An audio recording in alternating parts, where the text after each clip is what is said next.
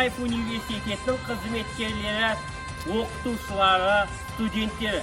Бүгінгі келіп жеткен наурыз мерекесі құтты болсын.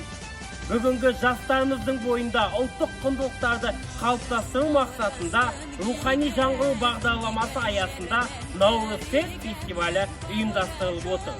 Осы фестивальді ұйымдастырушылар Сәтбаев Университетінің жергілікті кәсіподағымен Рухани Жаңғыру жобалық кеңсесі барлық қойылған санитарлық нормаларды сақтай отырып, студенттерге кішігірім мерекелік дастархан жайып отырмыз.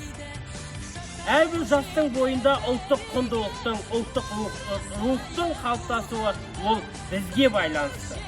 Баршаңызды бүгінгі келіп жеткен Nauryz мерекесімен шын жүректен құттықтаймыз.